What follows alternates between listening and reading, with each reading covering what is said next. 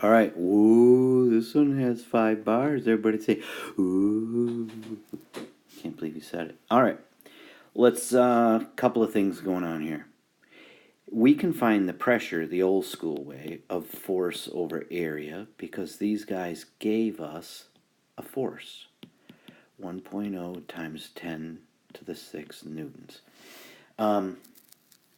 I don't know if I need to draw the picture. So we have water and a submarine down here with a window on it.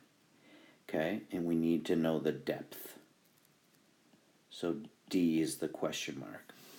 I can probably get a pressure because if D is my question mark and pressure is my question mark, 2 question marks, that's too many question marks. So now I got to find the area of that window. The area of the window is pi r squared. The radius of that window, it has a diameter of 20, so a radius of 10, and I got to move my decimal over because we don't roll in centimeters, we roll in meters, and don't forget to square it.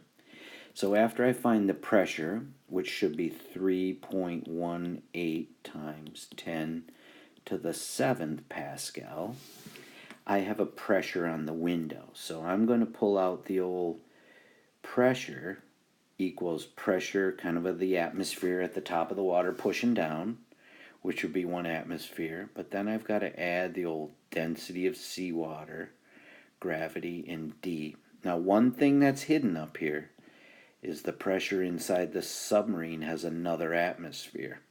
And it's pushing the opposite direction. So the atmospheric pressure is pushing against the water, which is pushing against this window. And then inside the sub, it's pushing opposite. So if this is the atmosphere, we have to take another one off, the pressure of the sub. And since these are both 1 atmosphere, I'm going to say bye-bye to them because they're both the same. I have a +1 and a -1. They both go away. Bye-bye. Hope that makes sense. So I'm going to rewrite this as the P equals, I just got rid of the atmospheric pressure because it's exactly the same in the sub, but they cancel out because they're pressing in opposite directions. So now I just have a density, gravity, depth. I have a pressure from up top, 3.18 times 10 to the 7th pascals. Density of seawater is 1030 kgm cubed.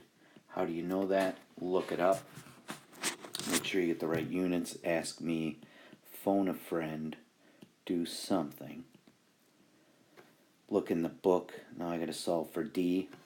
How to get D all by itself. I'm going to divide this stuff out of there. I feel like I shouldn't have to do this for AP2. But I will. Because I love you guys. You know I do. What you do to one side, you got to do to the other. 1030 kgm cubed. And my 9.8 over here.